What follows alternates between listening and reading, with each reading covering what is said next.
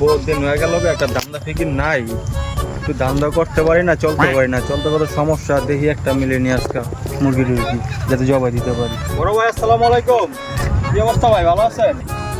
আরে কামাল, তোমারে কইলাম আমার জায়গাটা বেচে দাও। একটা কাস্টমারও নাই, না জায়গাটা বেচো, আপনার পুরা খালি, টাকা পয়সাও নাই। পুরা তোমারে কইতে কইতে আমার মাথা হ্যাং হয়ে গেল। আরে ভাই এটা আপনি কি কইলেন? আপনার লাগে আমি জান দিয়ে দেবো, আপনার জায়গা ব্যস্ত পারেন, এটা কোনো কথা?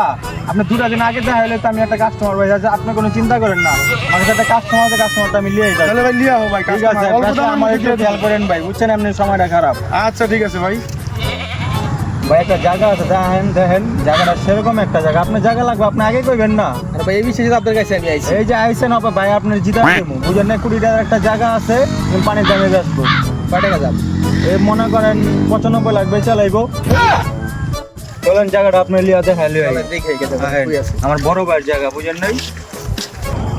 বড় ভাই, দেখছেন ওদিকে কত মানুষ। কি রে জম্বা কি রে জায়গায়? আপনি পারমিশন ছাড়া এলাকার ভিতরে জায়গা বেচা কিনা হয়, জায়গা আপনি কিছু কর না। জায়গা বেশি কিনা হইতেছে? কেমনি কি চলে?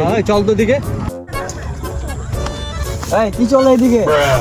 ভাই এদিকে একটা জায়গা বেচা কিনে চলতেছে ভাই। জায়গা কে কিনতেছে আর কে ব্যস্ত আছে? বড় ভাইয়ের জায়গায় বড় ভাই কিনতেছে।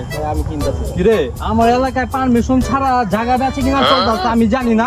কি রে কই থাকস? ওই এলাকায় খাই। এই এলাকায় জায়গা কিনতে আইছস? পারমিশন নিছস? ভাই কোনো সমস্যা ভাই? সমস্যা না, আমার পারমিশন ছাড়া এলাকায় জায়গা বেচা কিনা এই চলতেছে। বেটা, আর সমস্যা মানে সমস্যা কষ্ট থেকে তো সমস্যা হইছে। ভাই আর ধর তো মারা পুরো 16 লাখ কামড়াতে সিট্টু লাগা দামটা ছুটে গেছে। 50 লাখ টাকার জায়গা 95 লাখ টাকা বেচালে সিট্টু লাগা দামটা।